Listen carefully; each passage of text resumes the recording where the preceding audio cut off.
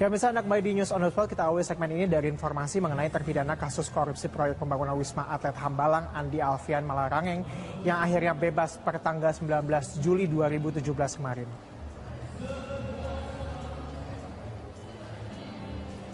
Rabu malam terpidana kasus korupsi proyek pembangunan Wisma Atlet Hambalang Andi Alfian Malarangeng tiba di kantor Balai Pemasyarakatan Bandung untuk mengambil surat bebasnya. Setelah mengisi buku tamu, Andi Malarangeng langsung masuk ke ruang administrasi dan menyelesaikan pengambilan surat pernyataan bebas. Tidak lama kemudian, Andi Malarangeng pun keluar dan memperlihatkan surat bebas yang keluar sejak kemarin.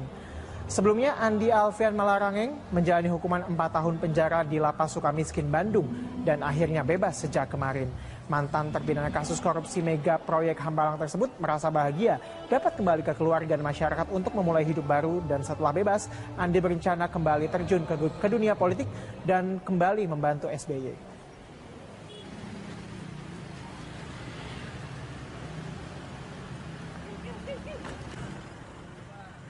Hari ini saya sudah mendapat surat sebagai pengakhiran dari masa CMB selama 3 bulan. Dan dengan demikian maka sejak hari ini saya sudah bisa bebas murni.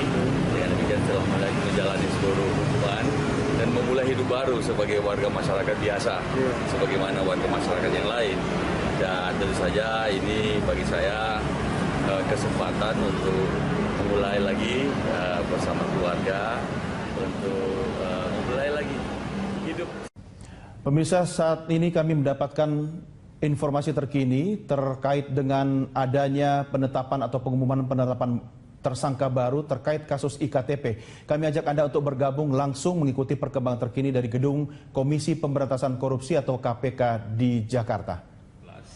Sebagai tersangka karena diduga secara melawan hukum melakukan perbuatan memperkaya diri sendiri atau orang lain atau sebuah korporasi, suatu korporasi dalam pengadaan paket penerapan KTP elektronik tahun 2011-2013 pada Kementerian Dalam Negeri yang dapat merugikan keuangan negara atau perekonomian negara. Sehingga negara diduga mengalami kerugian sekurang-kurangnya 2,3 triliun rupiah dari total nilai paket pengadaan sekitar 5,9 triliun rupiah. Tersangka MN diduga berperan dalam memuluskan atau proses pembahasan dan penambahan anggaran proyek KTP elektronik di DPR. Sebagaimana sudah terungkap dalam fakta persidangan dan juga sudah kita saksikan bersama-sama dalam proses pembuktian untuk 2 orang terdakwa Irman dan Sugiharto. Terdapat sejumlah indikasi peran dari MN. Pertama, diduga bersama-sama sejumlah pihak lainnya, MN diindikasikan memperkaya sejumlah korporasi yang terkait dalam pelaksanaan proyek KTP elektronik. 2, pada tahun 2012, saat itu sedang dilakukan proses pembahasan anggaran untuk perpanjangan proyek KTP elektronik tahun anggaran 2013 sekitar 1,49 triliun. MN diduga meminta sejumlah uang pada Irman, terdakwa 1, dalam persidangan yang sudah dimulai dan sedang berproses, sekitar sebanyak Rp 5 miliar rupiah. Sebagai realisasi permintaan tersebut, diduga telah terjadi penyerahan uang sekitar 4 miliar kepada tersangka MN. Indikasi penerimaan atau pemberian lain akan terus diperdalam pada proses penyidikan ini, baik untuk tersangka MN ataupun untuk pihak-pihak lain yang diduga mendapatkan aliran dana dalam proses terkait dengan proses pembahasan anggaran atau pengadaan KTP elektronik. Terhadap MN disangkakan melanggar pasal 3 atau pasal 2 ayat 1 Undang-Undang Nomor 31 Tahun 99 tentang pemberantasan tindak pidana korupsi, sebagaimana telah diubah dengan Undang-Undang Nomor 20 Tahun 2001 Junto pasal 55 ayat 1 ke 1 KUH pidana.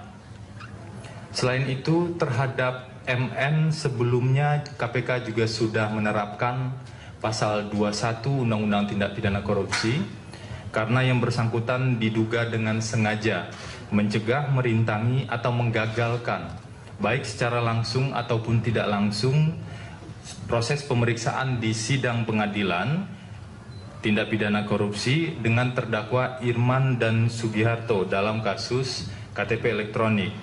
Yang kedua, penyidikan dugaan tindak pidana terhadap dengan tersangka MSH yang sekarang juga sudah berjalan pada proses persidangan. Jadi tersangka MN saat ini kita proses dengan pasal 3 atau pasal 2 ayat 1 Undang-Undang Tindak Pidana Korupsi, dan juga sebelumnya sudah ditetapkan sebagai tersangka karena diindikasikan melanggar pasal 21 Undang-Undang Tindak Pidana Korupsi.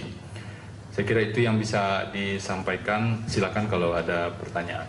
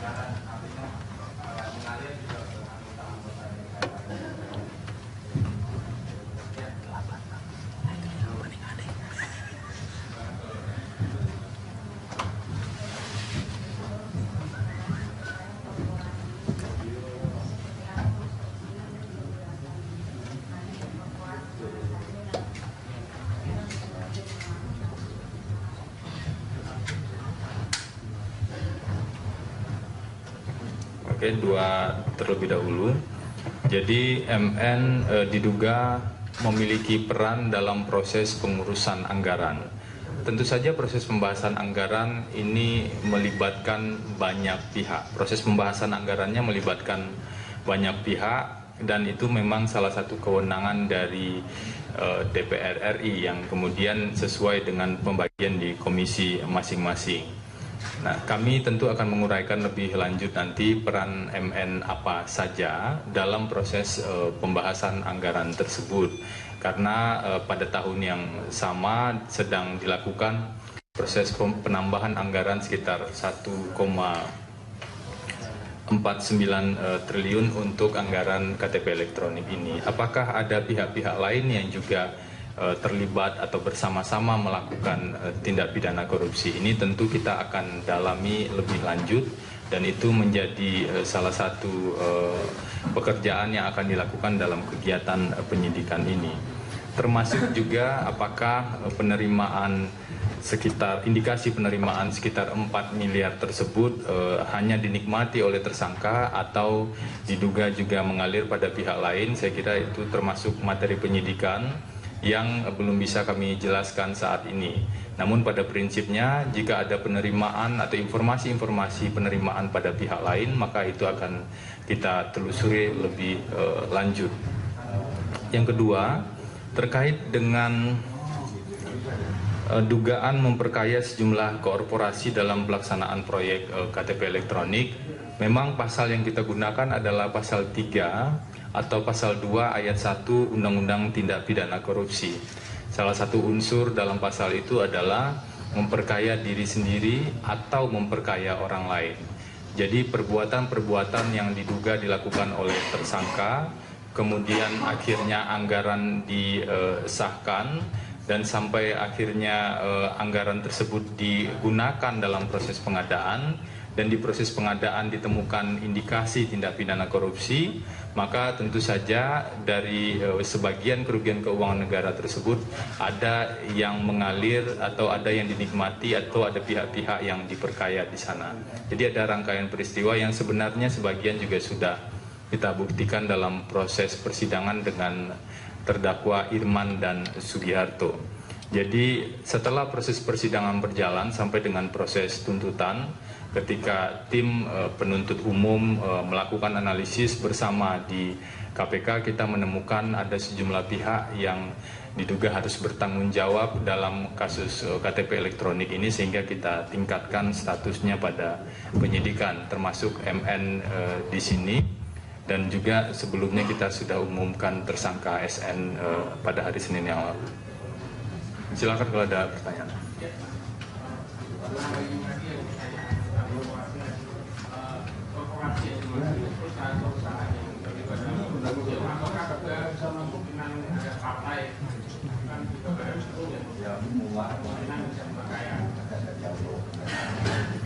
Korporasi yang dimaksud di sini tentu saja seperti disampaikan tadi adalah korporasi yang terkait dalam proses pelaksanaan. Ya pemirsa, demikian tadi keterangan langsung dari juru bicara KPK Febri Diansyah yang menyampaikan bahwa MN diduga melakukan tindak pidana korupsi dengan memperkaya diri sendiri, orang lain atau korporasi dengan dugaan kerugian negara sebesar 2,3 triliun rupiah dari total paket pengadaan proyek IKTP sebesar 5,9 triliun rupiah. MN ini merupakan orang yang namanya sudah disebut-sebut juga dalam persidangan para tersangka Irman dan Sugiharto, sehingga hasil dalam temuan atau fakta di persidangan mengerucut membuat KPK menentukan MN sebagai tersangka kasus proyek IKTP. Pemirsa, diindikasikan juga bahwa MN melakukan upaya memperkaya korporasi dan MN diduga meminta uang kepada Irman sebagai terdakwa dalam kasus sebelumnya sebesar kurang lebih 5 miliar rupiah dan sudah diterima sebesar 4 miliar rupiah. MN diduga melanggar atau dikenakan pasal 3 dan pasal 2 ayat 1 Undang-Undang Tindak Pidana Korupsi atau Undang-Undang Nomor 31 tahun 1999 dan juga dikenakan pasal 21 Undang-Undang Tindak Pidana Korupsi yang dengan sengaja merintangi proses pemeriksaan terdakwa. Dalam hal ini yang dimaksud adalah Irman yang sudah melalui proses. Pemirsa, kami belum bisa memberikan keterangan resmi terkait siapa MN yang dimaksud, namun dari beberapa berita terkait dengan kasus IKTP, nama MN sudah cukup sering mengemuka dalam berbagai pemberitaan. Namun kami belum mendapatkan konfirmasi terkini dari KPK terkait siapa MN tersebut. Itulah tadi informasi terkini terkait dengan penetapan MN sebagai tersangka baru dalam kasus proyek IKTP oleh KPK setelah sebelumnya SN atau Setia Novanto yang juga Ketua Umum Partai Golkar dan Ketua Dewan Perwakilan Rakyat Republik Indonesia ditetapkan sebagai tersangka dalam kasus yang sama. Demikian laporan terkini langsung dari gedung KPK Jakarta.